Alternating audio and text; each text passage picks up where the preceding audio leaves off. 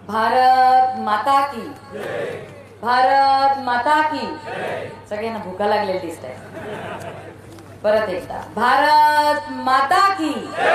आता डॉक्टर केदार खटिंगजी, मंचावर उपस्थित विठ्ठल सूर्यवंशीजी, साहेबराव भोसलेजी, दादासाहेब टेंगसेजी, मंचकराव वाघजी, बालाजी रुद्रवारजी, भारतीय जनता पार्टीचे तालुका अध्यक्ष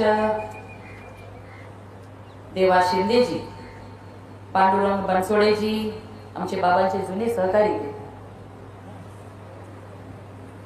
सेलूचे तालुका अध्यक्ष ॲडव्होकेट दत्ता कदमजी, संजय कदमजी, रोहन सामालेजी, संतोष चौधरीजी, सचिन भैया लखमले, पप्पू नखातेजी, दत्ता साबळेजी, आणि ज्यांच्या नियोजनात हा कार्यक्रम होतोय ते भारतीय जनता पार्टीचे सरचिटणीस विलास बाबाजी, एकनाथराव साळवेजी, रामभाऊ वारगडेजी आणि किशोर ढगेजी. मंचावर उपस्थित प्रकाशजी गोरे, संदीप माटेगावकरजी, मंचकराव वाघजी, मंचावरील सर्व उपस्थित मान्यवर आणि जमलेले सर्व बंधू भगिनी. खरं तर आपल्या कार्यक्रमाला खूप उशीर झालेला आहे, पण नरसिंह पोखर्णीमध्ये यापूर्वी माझा कार्यक्रम ठरला होता सत्काराचा, पण स्वर्गीय पंतप्रधान मनमोहन सिंगजी यांच्या निधनामुळे तो कार्यक्रम रद्द करण्यात आला. नाहीतर आपल्या नरसिंह संस्थांचे अध्यक्ष मंचकराव वाघ, आपल्या सरपंचताई कौशल्याताई येडके, राधाबाई वाघ, पोलीस पाटील श्रीरामजी तावडे, तंटामुक्तीचे अध्यक्ष मदनरावजी वाघ, दत्ता पाटील यांनी सुंदर असं आयोजन माझ्या सत्काराचे यापूर्वी सुद्धा केलं होतं. पण चला, आज ह्या सगळ्यांचा मिळून आज हा सत्कार होतोय. महायुतीच्या सर्व पदाधिकाऱ्यांच्या माध्यमातून आम्हा सगळ्यांचा हा सत्कार होतोय आणि एवढे एवढे सत्कार होत आहे, एवढ्या एवढ्या अपेक्षा सगळ्यांनी ठेवलेला आहे. हे सगळं बघून मला पण जरासं की बाबा आपण मंत्री झालो, पण तेवढंच मोठं आता लोकांच्या आपल्याकडनंच्या अपेक्षा सुद्धा वाढलेल्या आहे, तेवढी मोठी जबाबदारी वाढलेली आहे आणि सगळं पेलण्याची ताकद नरसिंहाने मला द्यावी, ही मी नरसिंहचरणी प्रार्थना करतो. खरं तर निवडणुकीच्या दरम्यान अनेक गोष्टी झाल्या, घडल्या. निवडणुका पण चांगल्या चुरशीच्या झाल्या. निवडणुकीच्या पूर्वी तर लोकसभेचा निकाल ऐकून तर सगळ्यांना वाटत होतं भाजपाची महायुतीची सरकार या राज्यामध्ये येणार नाही, आणि त्याच भ्रमात सगळी मंडळी होती. त्यामुळे एकनाथरावजी आपण जसं सांगितलं टाईट कपडेवाले, तेव्हा आमच्या सोबत राहिले नाही कोणी. गाव गाड्यातला साधा आमचा सहकारी, साधा कार्यकर्ता हा आमच्या सोबत राहिला आणि या जिल्ह्यामध्ये महायुतीचे 3 विधानसभेमधले आमदार या परभणी जिल्ह्यातील 72 मतदारांनी विधानसभेमध्ये पाठवलं. महाराष्ट्राच्या इतिहासात पहिल्यांदा एवढं मोठं यश कुण्या एका पक्षाला मिळालं असेल तर ते भारतीय जनता पार्टीला. या राज्यामध्ये 132 आमदार भारतीय जनता पार्टीचे निवडून मिळालेले आहे. कारण की हे फलित आहे की जे काम राष्ट्रपुरुष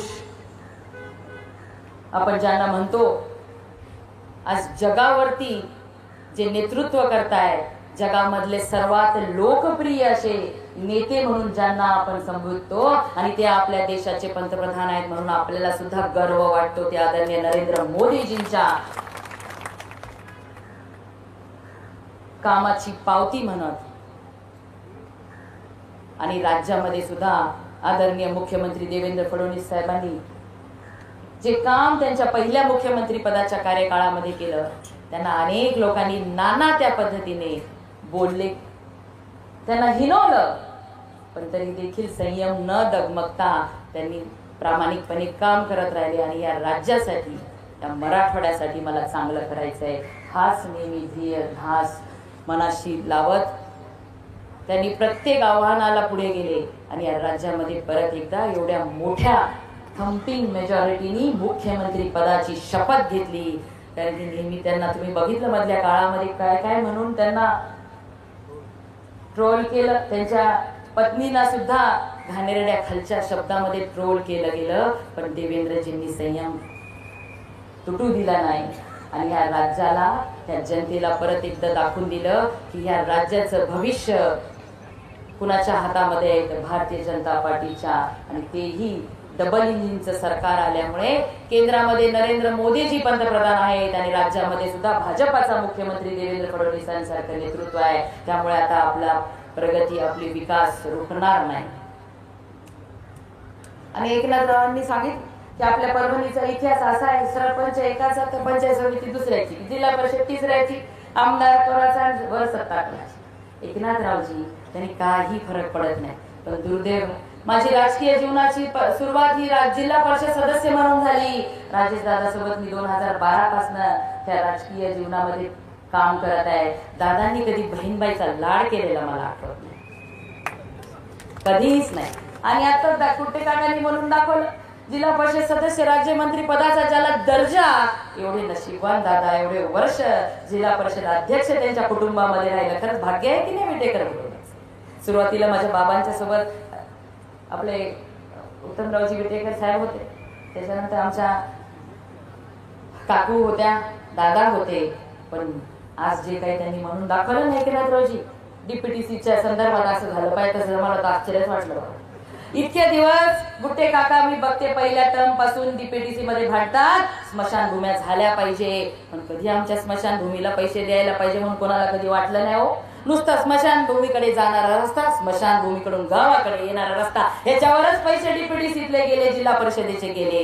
हे तुम्ही कागदावर सुद्धा तपासून बघू शकता. पण कधी कुणाला वाटलं नाही की चांगला शेड झाला पाहिजे. आज माझ्या मतदारसंघातल्या स्मशानभूम्या तुम्ही जाऊन बघा, लहान लहान लेकरा गार्डन म्हणून तिथं खेळायला जातात. इतक्या सुंदर स्मशानभूमा जिंतूर सेलू मतदारसंघामध्ये तुम्हाला बघायला मिळते. शाळांचा विषय काढला, मला अभिमान वाटतो माझ्या जिंतूर सेलूकरांचा की त्यांनी पहिल्या वेळेस सुद्धा एका महिलेला आमदार म्हणून पाठवली. विरोधी पक्षाचा 40 वर्षाचा अनुभव. पण तुम्ही माझे विधानसभेतले भाषण उघडून बघा. आपल्या जिल्ह्यातल्या निजामकालीन शाळा ह्या जमीन दोस्त करून नवीन वर्ग खोल्या, नवीन शाळा इथं उभारल्या पाहिजे यासाठी सातत्याने पाठपुरावा केला. आणि वर्षातही गायकवाड मंत्री होत्या, त्यांनी 100 कोटी रुपयाचा निधी आपल्या जिल्ह्याच्या निजामकालीन शाळांसाठी तेव्हा डिक्लेअर केलेला आहे. टप्प्याटप्प्याने तो मिळणार आहे. त्यामुळे शाळांची काळजी करायची काम. अशा अनेक गोष्टी.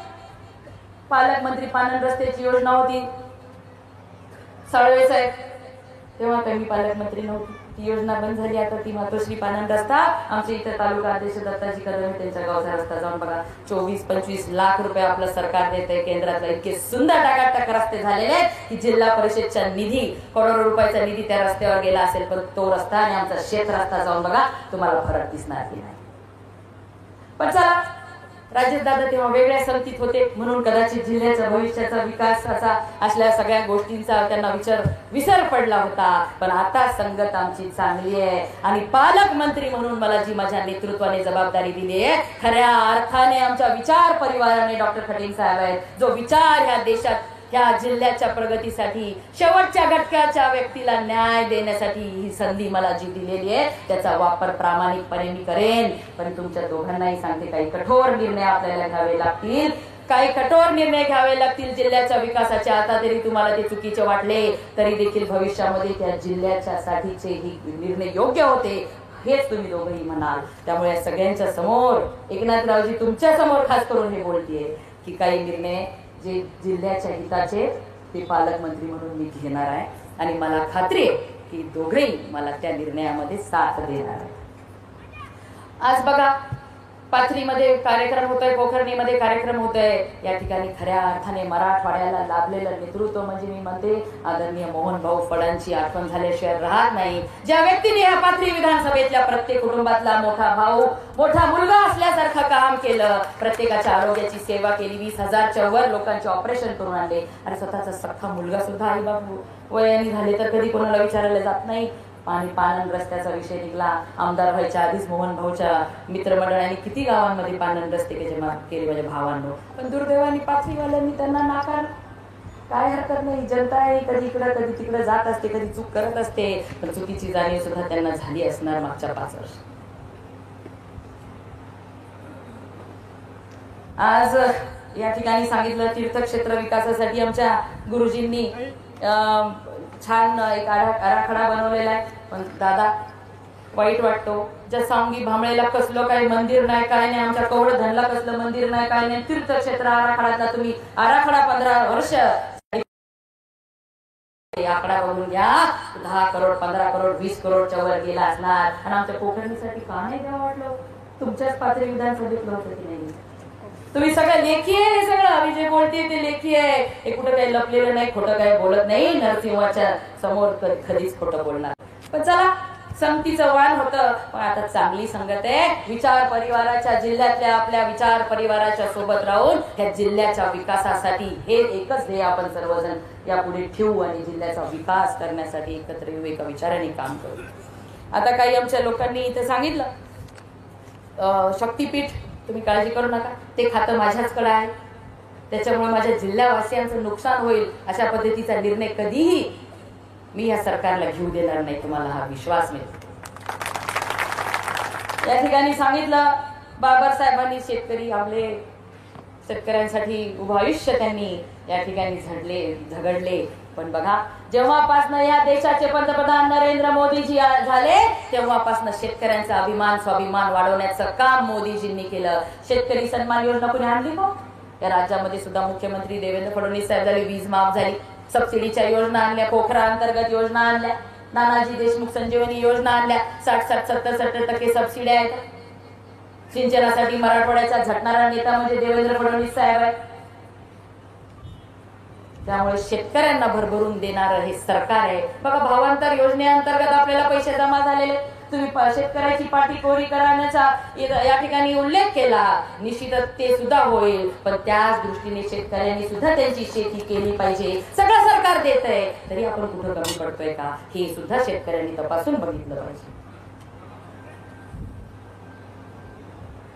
आपल्या इथं कृषी विद्यापीठ आहे, त्याचा निश्चितच चांगला फायदा आपल्याला येणाऱ्या दिवसामध्ये झालेला दिसणार आहे. काहीतरी विद्यापीठ आहे, काही लोकांना नुसतं आपल्याला माहिती आहे, पण त्याचा फायदा काय असतो, काय करतात लोक तिथं, काय काहीच माहिती नाही.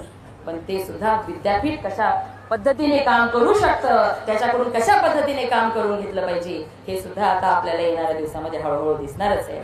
आज त्या आपल्या तीर्थक्षेत्राच्या विकासासाठी तर कुठंच पालकमंत्री म्हणून मी कमी पडणार नाही, कारण की मी ज्या पक्षाची कार्यकर्ते आहे तो पक्ष नेहमीच हिंदू धर्मासाठी काम करणारा पक्ष आहे. आणि या देशामध्ये आणि राज्यामध्ये भाजपाची महायुतीची सत्ता आली केवळ नरेंद्र मोदीजींनी एक आपल्याला वाक्य दिलं, सांगून गेले की हम एक है तो सेफ है, आणि त्याच्यावरती विश्वास ठेवत ज्या मतदारांनी मतदान केलं म्हणून महायुतीचे 237 आमदार ह्या राज्यामध्ये निवडून आलेले आहेत.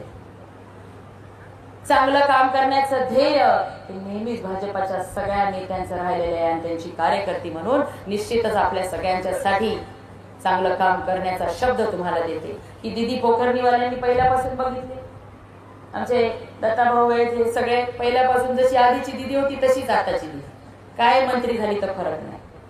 त्याच्यामुळे हा योग तुम्ही जो जुळून आणलेला आहे, तुम्ही म्हणले की दुरावा, कधीच माझ्यासाठी दुरावा, कधी मी काय पोरगी आहे म्हणून बाई आहे म्हणून असं नाही म्हणलं की तुम्हाला मी रात्री भेटत नाही, इकडे येत नाही तिकडे येत नाही. सकाळी 7 वाजल्यापासून कार्यक्रम सुरू होतो, रात्रीच्या 12-1 वाजेपर्यंत ही दिदी थकत नाही. आणि आता तर दुपटीनं काम करायचं आहे, कारण की सगळ्या जिल्हावासियांची सगळी स्वप्न पूर्ण करायचे. स्वप्न पूर्ण करू शकते जेव्हा या मंचावरील सगळी मंडळी माझ्यासोबत राहतील आणि तुम्हा सगळ्यांचं प्रेम विश्वास माझ्यासोबत राहील, तेव्हा आपल्या सगळ्यांची स्वप्न पूर्ण होणार. ह्यात काही शंका नाही. आहात का तुम्ही सगळेजण? काही जण हो म्हणताय, काही जण नाही म्हणताय. जरा संभ्रमात दिसायला मला खात्री आहे त्या लेकीच्या बरोबर तुम्ही सगळेजण राहाल. आतापर्यंत राजदादांनी कधी तर बहीणबाईचे लाड केलेले नाही रामभाऊ, पण आता याच्या पुढे तरी करतील अशी अपेक्षा व्यक्त करते. आणि तुम्हाला सगळ्यांचे आशीर्वाद, नरसिंहाचे आशीर्वाद, की वेळ पडली तर मला काही कठोर निर्णय घ्यावे लागली तर मला तेवढी ताकद नरसिंह देईल, माझ्या पाठीशी आशीर्वाद ठेवेल ही अपेक्षा व्यक्त करते आणि थांबते. धन्यवाद. जय हिंद, जय भारत.